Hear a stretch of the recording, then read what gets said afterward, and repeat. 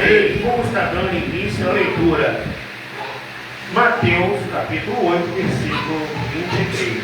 E entrando ele no barco, seus discípulos o seguiam. E eis que no mar se levantou uma tempestade tão grande que o barco era coberto pelas ondas. Ele, porém, estava dormindo, e seus discípulos, aproximando-se, o despertaram, dizendo: Senhor, salva-nos, que perecemos. E ele disse: Por que temeis, homens de pouca fé? Então, levantando-se, repreendeu os ventos e o mar, e seguiu-se uma grande bonança. E aqueles homens se maravilharam, dizendo: Quem é este que até o vento e o mar lhe obedecem?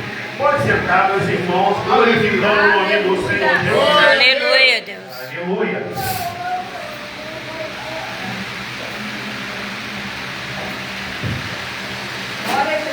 A palavra do Senhor vai nos dizer agora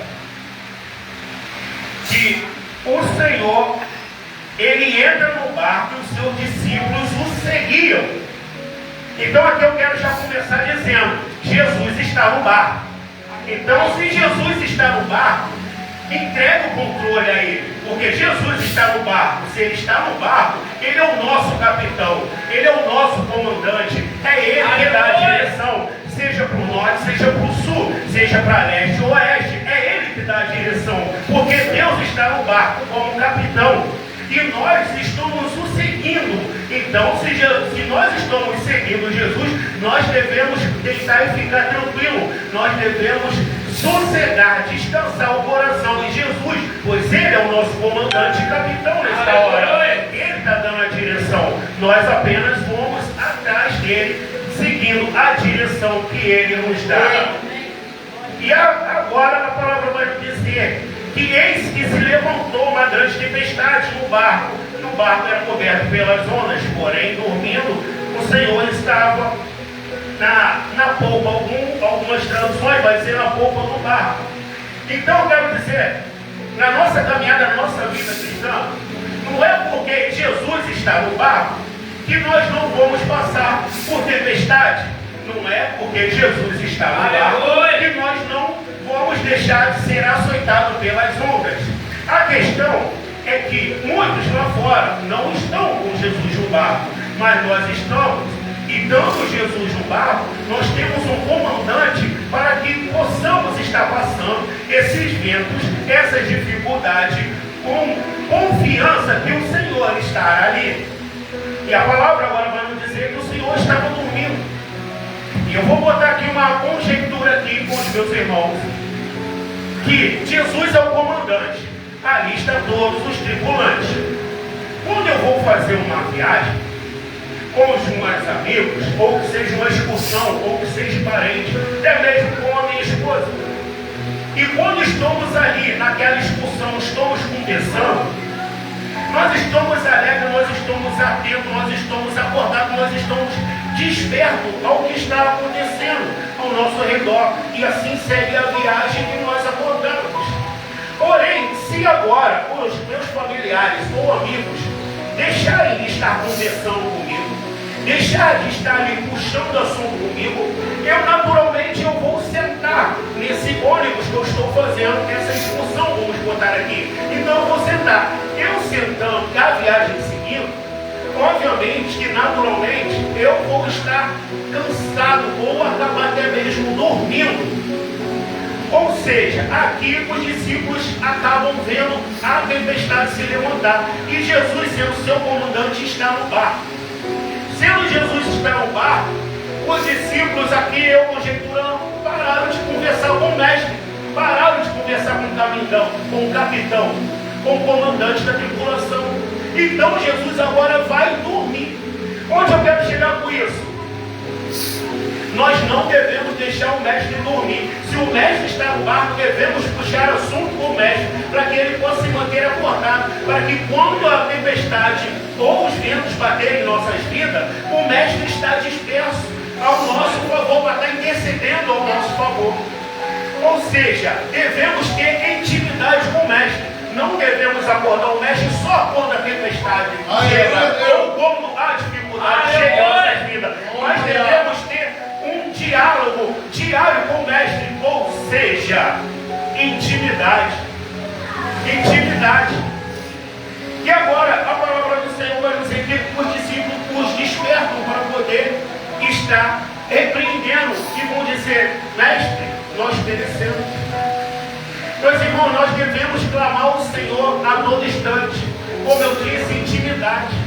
Só que agora estão passando por certas dificuldades que estão chamando o mestre para que o mestre possa estar resolvendo. A palavra do Senhor vai nos dizer que no meio da estrada havia um cego. E o cego, esse cego, ele clamava: Jesus, filho de Davi, tem misericórdia de mim. Jesus, filho de Davi, tenha misericórdia de mim. E a multidão agora, ela vai tentar impedir este cego de estar clamando. E quanto mais a multidão o impedia, mais alto ele gritava. Por quê? Porque ele precisava de uma cura, ele precisava de um milagre. E agora, os discípulos de Jesus estão clamando o Senhor. Ou seja, quem está precisando da cura é a gente. Quem está precisando de uma libertação é eu e você. Quem está precisando que o Senhor acalme a tempestade é eu e você. Quem está precisando de uma libertação é eu e você. Jesus vai fazer a parte dele, mas nós devemos clamar, nós devemos se posicionar na presença do Senhor. Nós devemos clamar até chamar a atenção do mestre. Os discípulos agora estão chamando a atenção do mestre, assim como aquele cego estava despertando a atenção do mestre para poder receber a sua cura. Então nós devemos estar despertando a atenção do mestre para que o mestre venha estar agindo em nosso favor. Porque Jesus está no bar.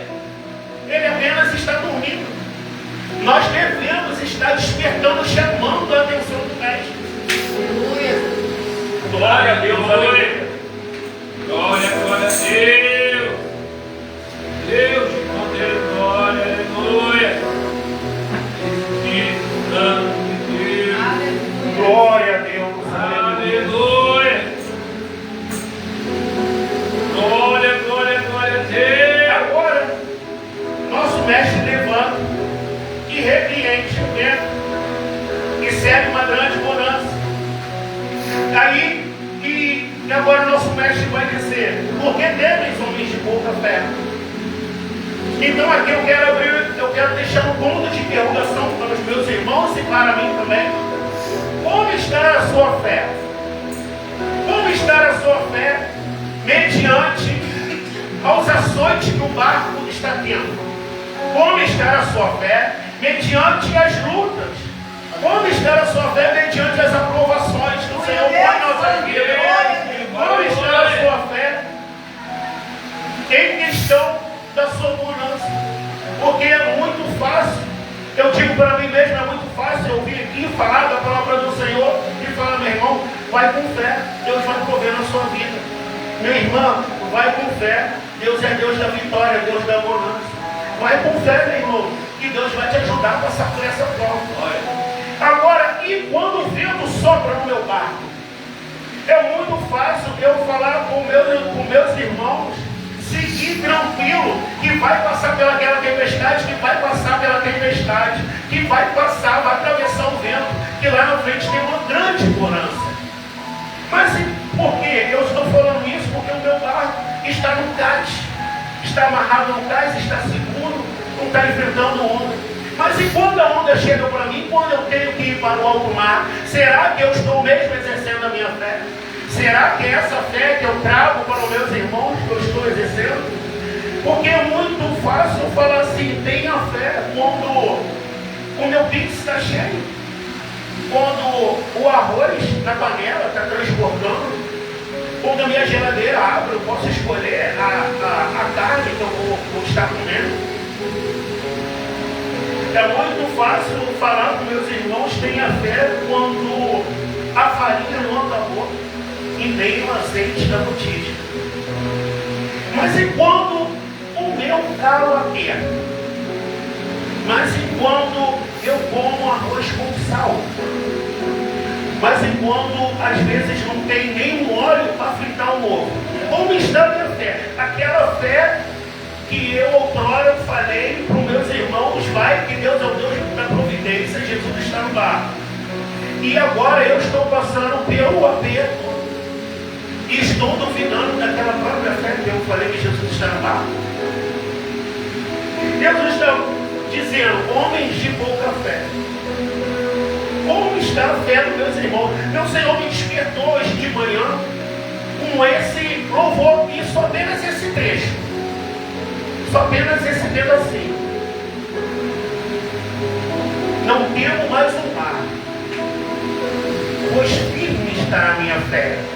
No meu barquinho está Jesus de Nazaré. Então, se eu trago uma mensagem de fé, como está a minha fé? Deus, aleluia. Quando estou passando, meu galo está apertando, eu estou naquele desespero, é o arroz com sal. Só o arroz com sal, não tem nem óleo para temperar. Não tem nem óleo para fritar um ovinho. Ainda tem um ovinho, mas não tem nem óleo para fritar. Botar ele ali na água, tem que cozido. Será que eu posso olhar para o meu irmão com os olhos de alegria e dizer, glorificado é o nome do Senhor, Deus é o Deus da providência, enquanto a minha botija está sem azeite, a minha panela está sem farinha? Enquanto a dificuldade, ainda que não seja um alimento, ainda que seja uma causa na justiça, ainda que seja um filho nas drogas, ainda que seja uma depressão, ainda que seja algo, uma palavra que alguém falou e ela veio de conta do meu coração e me entristeceu. Ainda que não seja a parte da fé. Será que essa fé que eu estou exercendo, será que essa confiança toda que eu estou em Deus vivo, aquele Senhor que eu clamo,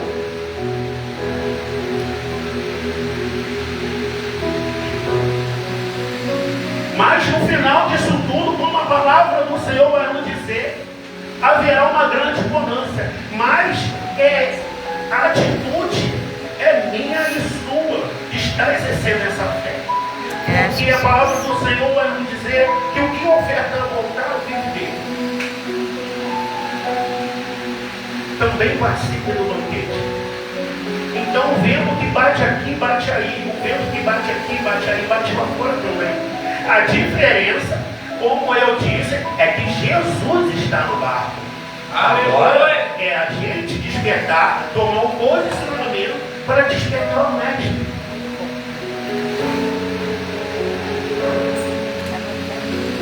E a palavra do Senhor vai nos dizer que agora seus discípulos perguntam uns aos outros, quem é este? Que até o vento e o mar obedecem. Aleluia! Glória a Deus! Sendo que mais para frente, no capítulo 14, vai haver também uma tempestade. E os mesmos discípulos que agora estão dizendo quem é esse que o mar e o vento obedecem, no capítulo 14 vai dizer, este é verdadeiramente o Filho de Deus. Ou seja, Deus nunca deixou de ser Deus, Jesus nunca deixou de ser Jesus. Ele é o Deus do ontem, do hoje e será o Deus do amanhã. É o Deus da providência, é o Deus da multiplicação, é o Deus da providência. É o Deus que provém em nossas vidas. Aleluia! É a nossa confiança, a nossa fé que vai fazer a mão de Jesus se movimentar sobre as nossas vidas.